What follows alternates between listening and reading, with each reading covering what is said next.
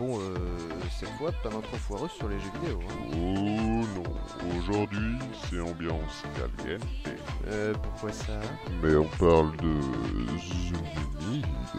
Oh mais non, mais non, mais non, mais on parle d'écosystème, pas de trucs. Oh, tu m'énerves. Oh là là là là, si on peut même plus rigoler.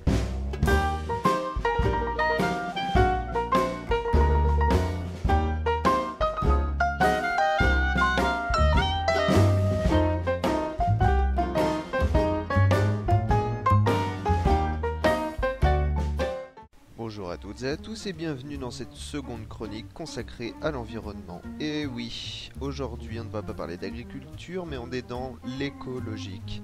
Ensemble nous explorerons ces écosystèmes qui sont tout autour de nous. Nous partirons à la découverte d'espèces et de phénomènes fascinants que l'on peut admirer tout autour de chez soi.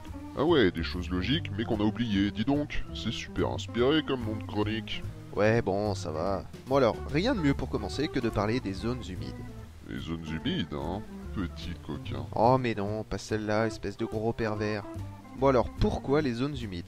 Eh ben c'est très simple, on a pas mal entendu parler ces derniers mois de ces écosystèmes aux informations, notamment au travers des ZAD, les zones à défendre.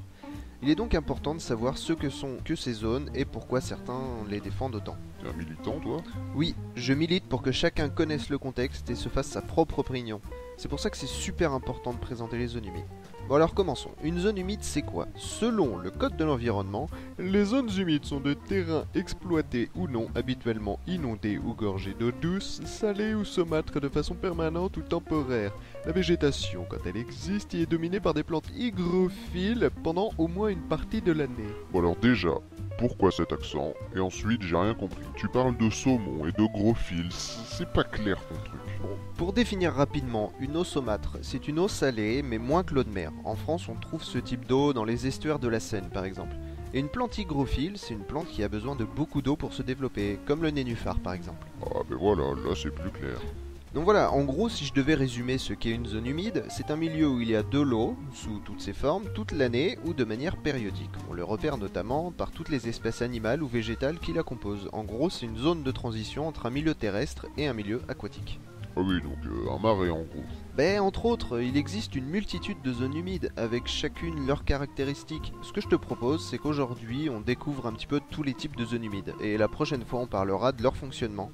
Je pense que ce sera plus simple, parce qu'il y a quand même énormément de choses à aborder. C'est toi le chef. Parfait. Donc, si on représente un bassin versant. Un bassin versant, tu dis? On dirait une allusion sexy, encore une fois. Oh, arrête donc et écoute un peu. Un bassin versant, c'est une zone géographique qui se rattache à une rivière. En gros, si tu fais tomber une goutte d'eau n'importe où sur cette zone, elle arrivera forcément à la rivière. Et tout le long de ce bassin versant, du sommet où il y a la source, jusqu'en bas où il y a la mer par exemple, mais il y a des zones humides partout et de formes très différentes. Ce que je te propose, c'est qu'on les découvre en descendant. Ah ouais, on prend un canoë? Hein? J'ai pas compris. Ah si, oui, très très bonne idée, oui. Donc on va prendre un canoë et on va descendre la rivière tranquillement en regardant un petit peu tout ce qu'il y a. Donc tu vois là on est tout en haut et on peut trouver toutes les zones humides d'altitude. Ça me paraît logique, oui. Oui, c'est vrai qu'ils n'ont pas été super inspirés. Bon alors dans les zones humides d'altitude, on peut trouver des lacs, des marais ou encore des tourbières. Des tourbières, mais qu'est-ce que c'est ça encore? Une tourbière, c'est visuellement un peu comme un marais. Les deux différences majeures, c'est que dans un marais, le niveau d'eau varie, il est inondé de manière périodique, alors que dans une tourbière, non, l'eau stagne toute l'année. Ensuite, dans la tourbière, il y a une accumulation de matière organique, c'est-à-dire que les végétaux morts, par exemple, ils s'accumulent, alors que dans le marais, cette matière organique est décomposée, elle est transformée en minéraux. Ah, et les marécages alors, ça fait partie duquel des deux? Les marécages, c'est encore autre chose. Un marécage, en gros, bon, c'est un peu comme un marais, mais avec des arbres. Le marais, il y aura que des plantes basses, type herbacées ou joncs, comme tu peux voir sur les photos. Une tourbière, ce sera principalement de la mousse, de toutes petites plantes. C'est un peu plus compliqué que ça, hein, mais bon, on peut le résumer comme ça pour les reconnaître. En gros, un marécage, c'est un petit peu comme le bayou en Louisiane. Ah ok, j'ai compris. Bon allez, remontons dans le canoë et descendons du coup. Très bonne idée. Bon alors tu vois, on descend un petit peu et on peut tomber par exemple sur un plan d'eau artificiel. Je sais pas si on va tomber dessus, hein, parce qu'il faut que ce soit l'homme qui l'ait construit. Par exemple, c'est le cas pour les bassins de barrages hydroélectriques. Ah ouais, c'est super chouette ça, et c'est joli en montagne sur les photos. Et c'est un peu comme un étang en fait. Oui, mais un étang artificiel. Si on enlevait le barrage, cet étang il disparaîtrait tout de suite. En faisant de sacrés ravages d'ailleurs. Bon, continuons à descendre. Alors tu vois, on est en train de descendre et là, la rivière est en train de se calmer, le débit a diminué et tu vois, on est en train de quitter la montagne, donc la pente est un petit peu moins raide. Et vu que la rivière se calme, elle prend ses aises et son lit s'étend. J'adore m'étendre dans mon lit, moi aussi. Cesse de faire l'andouille. Bon, la rivière qu'on voit, celle qu'on voit couler, c'est ce qu'on appelle le lit mineur, là où le gros de l'eau coule finalement. Il existe aussi le lit majeur qui s'étend de manière bien plus large. Quand la pente est plus faible et que le courant baisse, le lit majeur s'agrandit. Donc il y a des zones autour de la rivière où l'eau circule sous la terre et où celle-ci communique avec le lit mineur. Il y a des échanges qui se font. Ah oui, les zones où on peut pas construire les maisons, là. Voilà, tout à fait. Parfois on peut pas construire car ces zones sont susceptibles d'être submergées par la rivière. Dans ces zones, on trouve donc bien souvent de l'herbe. On appelle ceci des prairies humides, parce qu'elles peuvent parfois être inondées. On peut aussi trouver des marais fluviaux, comme je t'ai expliqué avant. C'est par exemple le cas du magnifique marais poitevin dit la Venise vert. C'est les gondolas à Venise. Mais quel artiste! Bon, avançons, il nous reste encore pas mal de chemin à parcourir. Bon, si tu regardes au loin, là, dans les prairies, tu peux voir de l'eau un petit peu partout. Il y a des étangs, des plans d'eau artificiels, des lacs avec leurs bords riches en végétation. Tout ça, ce sont des zones humides qui ont chacune leur particularité. Mais comment on fait la différence entre une mare, un lac, un étang? C'est vraiment différent. Bah, c'est très compliqué, il n'y a pas de définition super précise et ça dépend des régions dans lesquelles on est. Certains différencient par la taille, d'autres par le fait que ça a été créé par l'homme ou non, ou encore que ce soit totalement isolé ou relié à un cours d'eau. Bref, c'est super difficile de s'y retrouver. Si on prend la définition de la police de l'eau, une mare peut être naturelle ou de la main de l'homme. Elle est de petite taille et alimentée par la pluie ou le ruissellement. Un lac, lui, il est très profond, avec 2 couches d'eau distinguées par la température, l'éclairement ou le taux d'oxygène par exemple. Et un étang, c'est un petit peu entre les deux, il n'y a qu'une seule couche d'eau et il peut être vidangé, c'est la caractéristique principale. Il peut également être alimenté par un cours d'eau, en gros il retient l'eau pour les gens, donc il est créé de la main de l'homme. Ah d'accord, c'est plus clair. Mais comme je te disais, c'est pas super clair non plus, parce qu'il y a certains étangs de plaine qui sont plus grands que des lacs de montagne, c'est très contextuel. Alors tu vois, on continue et si tu regardes dans le fond, là-bas, très loin, tu pourras remarquer qu'il y a un marais qui est totalement déconnecté de la rivière. Alors je sais, ça peut paraître surprenant, mais le niveau varie quand même, mais ça dépend pas de la rivière dans laquelle on est. Les écoulements se font dans la terre ou à la surface, et le milieu accumule de l'eau. Et il y a aussi, mais on le voit peut-être pas, des landes humides, qui sont un peu comme des prairies humides sur les bords de rivière, mais qui sont influencées par autre chose que la rivière, comme ce marais qu'on voit là-bas. Eh mais c'est génial, de l'eau, il y en a partout en fait. Mais oui, je te l'ai dit, des zones humides, il y en a des tonnes. Bref, toutes ces zones sont éloignées de notre rivière, pourtant tu les as vues. Par contre, ce que t'as pas vu, c'est ce qui est tout proche. Regarde autour de toi. Et je vois rien. Mais si, tu vois tout, regarde mieux. Mais non, mais je vois rien, il y a des arbres et des buissons, on voit que dalle. Mais justement, ça fait partie des zones humides, on appelle ça la ripisylve. C'est toute la végétation du bord du cours d'eau. Cette végétation a entièrement besoin d'eau et elle est totalement adaptée à ce milieu. C'est bien la définition, non, on avait une végétation adaptée au milieu aquatique. C'est ce qu'on avait défini quand on a expliqué ce qu'était une zone humide, non? Sa végétation qui la caractérise. Donc voilà, tout le bord du cours d'eau est une immense zone humide. Ah, d'accord, c'est logique. Quoique, ça me serait pas venu à l'esprit. L'écologique, ça te dit rien?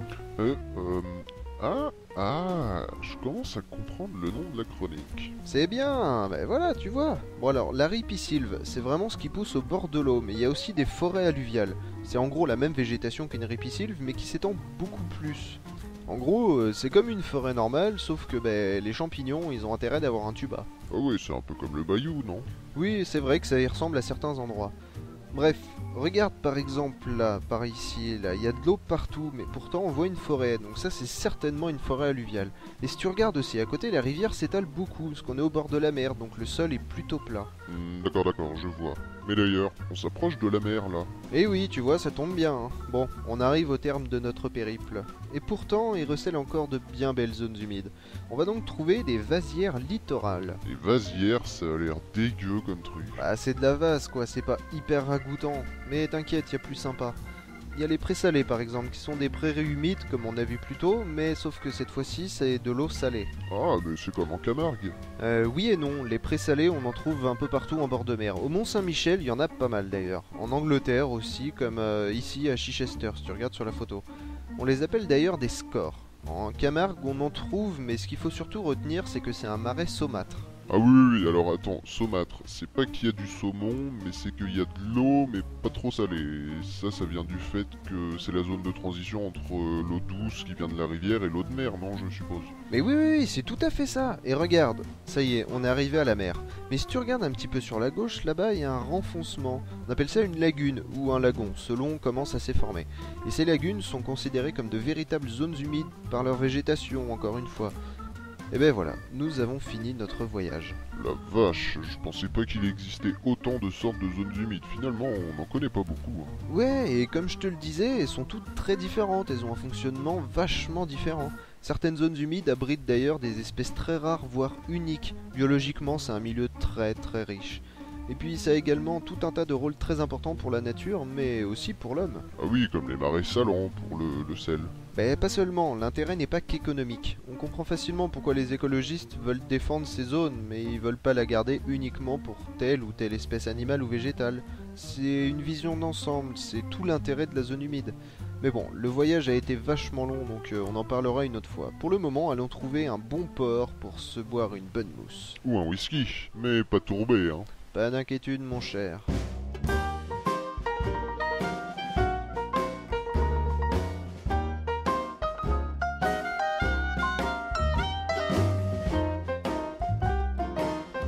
Eh bien, merci beaucoup à toutes et à tous d'avoir suivi ce premier épisode de l'écologique, cette nouvelle chronique de la chaîne Symbiose. J'espère que cette vidéo vous aura plu.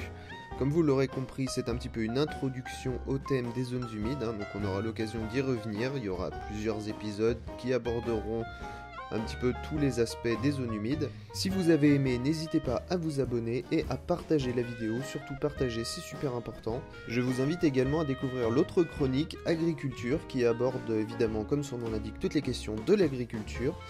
Voilà, moi je vous dis à très bientôt. Oui, à bientôt, et puis si vous avez des questions, n'hésitez pas à les poser dans les commentaires, hein, ça me donnera des indications sur les prochaines vidéos sur les zones humides. Voilà, si vous avez des suggestions ou des commentaires, n'hésitez pas non plus, les commentaires sont là pour ça.